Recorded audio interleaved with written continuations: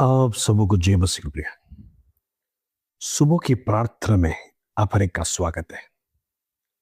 मैं विश्वास करता हूं भले चंगे अब रोज परमेश्वर के सन्निधि में प्रार्थना में बैठते हैं, प्रार्थना सुनते हैं। मैं आपको ब्लेस करके प्रार्थना करना चाहता हूं। परमेश्वर की आशीष आपके ऊपर, आपके बच्चों के ऊपर, आपके पीढ़ी पर, आपके परिवार पर, आपका बिजनेस पर, आपका नौकरी पर लगातार प्रभु की आशीष उंडे ले ठहरे। आमीन आमीन। आइए आज का सुंदर वचन मत्ती के रचित सुसमाचार 22 अध्याय उसका 29 और 30 कलम, मैथ्यू चैप्टर 22 वर्स 29 एंड 30। प्रभु का वचन इस प्रकार कहता है, यीशु ने उन्हें उत्तर दिया कि तुम पवित्र शास्त्र और परमेश्वर के सामर्थ नहीं जानते, इस कारण भूल में पड़ गए हो।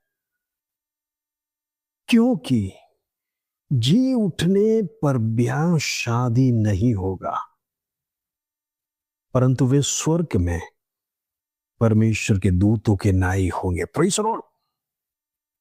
आज कई लोगों को परमेश्वर का वचन अच्छी तरह से पता नहीं है। थोड़ा बहुत इधर उधर सुनने के बाद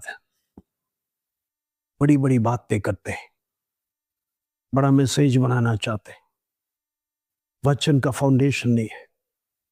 इसलिए परमेश्वर कहता है, पवित्र शास्त्र और परमेश्वर की सामर्थ नहीं जानते।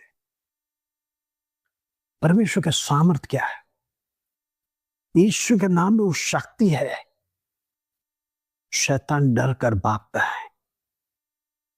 यीशु के लहू में वो सामर्थ है। शैतान कांपता है।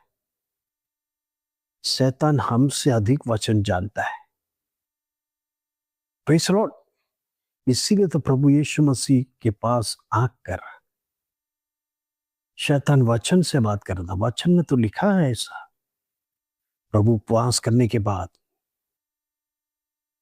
प्रेज़ द लॉर्ड पवित्र आत्मा उसे मरुभूमि लेके गया। हम देखते शैतान के साथ मुलाकात होने के समय पर वो वचन से ही बात कर रहा था हमारा प्रभु से। वचन अपनी अच्छी तरह से जानता है। वो इसीलिए आपको वचन में स्ट्रांग ना रखने के लिए, आपके अंदर वचन ना आने के लिए, क्योंकि वो जानता है वचन यदि आपके हृदय में आ जाएगा, उसका सामर्थ आपके अंदर आ जाएगा। वचन जैसे जैसे आप पिएगा, खाएगा, फिर पढ़ेगा, आपके अंदर उसका निचोड़ उतरेगा, आप जीवन में जियोगे। हालेलुया। वचन में इतना ताकत है। प्रभु यीशु मसीह स्वयं कहता, उसकी सामर्थ इन दिनों में जानो। यीशु के नाम का शक्ति को जानो। यीशु के नाम में चंगाई है। यीशु के नाम में शैतान भागता है, दुष्टात्माएं भागता है, शत्रु हारता है। यीशु के नाम में कोई भी प्रकार का व्याधि हमारे घरों में, हमारे अड़ोस पड़ोस में कहीं ना आने पाए। वो सामर्थ है। शैतान हारता है, भागता है, डरता है, क्योंकि ये नाम सब नामों से ऊंचा है। प्रियो, कई लोगों को एक गलत धारणा है, जी उठने के बाद हम दोबारा शादी करेंगे स्वर्ग में, दोबारा फिर से हमको लाइफ टाइम एंजॉयमेंट परमेश्वर देने जा रहा है। हम पति पत्नी, हम बच्चे सब एक साथ में फिर से वही जीवन जो पृथ्वी में जिया वैसे जिएंगे कर कर। वचन क्या कहता है? वचन आज हमसे क्या सिखाता है? वचन हमसे क्या बातें करता है? क्योंकि जी उठने पर ब्याह शादी नहीं होगा। Praise the Lord. उधर कोई शादी नहीं है, उधर कोई ब्याह नहीं है। We are all individuals. एक बात याद रखना, इस संसार में परमेश्वर ने आपको जोड़ा है, पति पत्नी, आपको बच्चों से ब्लेस किया है। लेकिन स्वर्ग में पति सबको लेकर जा नहीं सकता। मेरा पत्नी है, उसे भी मैं ले जाऊंगा, प्रभु तू उसे भी ले ले, मेरे बच्चों को भी ले ले। नहीं, लाइफ इंडिविजुअली दिया है। पति सही मार्ग में है तो प्रभु उसको स्वर्ग में बुलाएगा। अगर पत्नी गलत मार्ग में है तो जरूरी नहीं है आप पवित्र है और आपकी पत्नी है इसलिए परमेश्वर स्वर्ग में उठाएगा। उनका चाल चलन सही नहीं है तो, प्रभु के मार्ग में सही चलन चलन नहीं है तो कभी स्वर्ग में नहीं जाएगा। और बच्चे भी प्रभु के वचन के अनुसार जीवन नहीं बिताते तो चाहे आप कितना भी धार्मिक हो, कितना भी उपवास लेते हो, कितना भी प्रार्थना करते हो, आप जाएंगे लेकिन आपके बच्चे जाना मुश्किल है, वो नहीं जाएंगे। वचन कहता है वहां ब्याह और शादी नहीं परंतु वे स्वर्ग में परमेश्वर के दूतों के नाई होंगे। We are going to become angels. Praise the Lord. हम एंजल्स बनेंगे। Praise the Lord. हम कई बार बच्चों को कहानी सिखाते हैं, हम मरने के बाद स्वर्ग में ताराओं के समान चमकते हैं। कुछ लोग ऐसी कहानियां बताते हैं, देखो उसमें से एक तारा बन जाता है।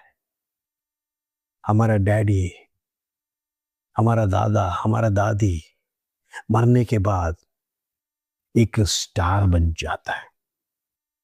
बच्चों को ऐसी कहानियां बताते हैं। वचन क्या कहता है? वे स्वर्ग में परमेश्वर के दूतों के नाई होंगे। Praise the Lord. यदि दूत बनना है, परमेश्वर की सेवा करना है तो इस संसार में परमेश्वर का वचन के अधीन में चली, तो ही हमको स्वर्ग में एंट्री मिलेगा। और उधर मरण नहीं है, दुख नहीं है, आंसू नहीं, रोना नहीं, लाइफ फुल ऑन है। कहने का मतलब एंजॉयमेंट ही एंजॉयमेंट। किसी प्रकार का टेंशन नहीं इस संसार में। हमें घर का टेंशन, टैक्स का टेंशन, लाइट बिल का टेंशन, पानी का टेंशन। प्रेषण हम देखते हैं म्युनिसिपल कॉर्पोरेशन में ये काम वो काम, प्रेषण हो हालेलुया, दुनिया भर का टेंशन लेकर हम दिन में घूमते हैं। बच्चों का टेंशन, बच्चों का पढ़ाई का टेंशन, उनका स्कूल का टेंशन, उसके बाद जब बड़े हो जाते हैं उनका भविष्य का टेंशन। प्रेषण वो पढ़ा लिखा जॉब उसे मिलना चाहिए, वो अच्छा पोस्ट में नहीं जाएगा तो उसका टेंशन। अभी तक उसको एक अच्छा जॉब मिला नहीं है, अच्छा पोजीशन नहीं मिला, इतना डिग्री हुआ है ये अभी तक हुआ नहीं। उसके बाद जब मिलने के बाद अगला टेंशन शुरू हो जाता है, उसका शादी नहीं हुआ है, चाहे लड़की हो लड़का, एक अच्छा पति चाहिए, एक अच्छा पत्नी उसको चाहिए, फिर उसका टेंशन। ये टेंशन एक साइकिल बनकर हमारे जीवन में बढ़ता जाता है। और जब शादी होने के बाद यदि पति अच्छा नहीं है, पत्नी अच्छा नहीं निकला, घर में लड़ाई झगड़े शुरू हो जाते तो वो भी एक टेंशन। अब ये कब खत्म होगा, तब चिंताएं बढ़ जाती। यदि बच्चे हो जाएंगे तो प्रेषण और भी टेंशन। प्रेषण ये पति पत्नी में मेल मिलाप नहीं है, ये हालेलुया परिवार कैसे जाएगा। आज बच्चे जिसके हैं तो भी टेंशन, घरों में लड़ाई झगड़े रोज देखते हैं, बच्चे उसको फॉलो करते हैं। प्रेषण ये जीवन भर आजीवन एक साइकिल बनकर हमारे जीवन में रहता है, वो टेंशन कभी खत्म नहीं होता है। इसीलिए तो परमेश्वर इन सब में से मुक्त कर कर आपको स्वर्ग में लेकर जाना चाहता है, क्योंकि संसार मलिन हो चुका है, संसारिक स्वभाव हमारे अंदर आता है, संसार करप्ट हो गया है, संसार की बातें, ये दुष्ट शैतान का स्वभाव कहीं ना कहीं हमारे अंदर जाग जाता है। हम गुस्से हो जाते हैं, हम विरोध करते हैं, हम परमेश्वर का वचन छोड़कर प्रेषण हमारे मानुषिक स्वभाव में आ जाते हैं। ये प्रभु जानता है, क्योंकि संसार में जीने के समय पर प्रेषण ये मिट्टी का स्वभाव, ये शैतान का स्वभाव हमारे अंदर कहीं ना कहीं प्रेषण वो उकसाता है। जैसा हव्वा को उकसाया, वो खा लो, ये कोई चेंज होने वाला नहीं। लेकिन आप परमेश्वर का समान बनोगे, आपके अंदर वो पावर आ जाएगा, आपके अंदर इंडिविजुअल ताकत आ जाएगा। आप जो कुछ बोलोगे वैसा होगा, आप जो कुछ करना चाहिए होगा कर कर। दुष्ट शैतान जब भरमाने के समय पर आप एक सेकंड भी परमेश्वर का शब्द को सुनेगा नहीं, एक सेकंड भी परमेश्वर ने आदेश दिया नहीं सुनेंगे, तुरंत खाने के लिए तैयार हो जाएगा। वही हव्वा और आदम के जीवन में हुआ। आदम ने मना नहीं किया, आदम चाहिए तो मना कर सकता था, वो परमेश्वर ने मुझे ताकीद दिया है ये खाना नहीं है, अपनी पत्नी को भी मना कर सकता था। सबसे बड़ा गलती आदम ने क्या किया?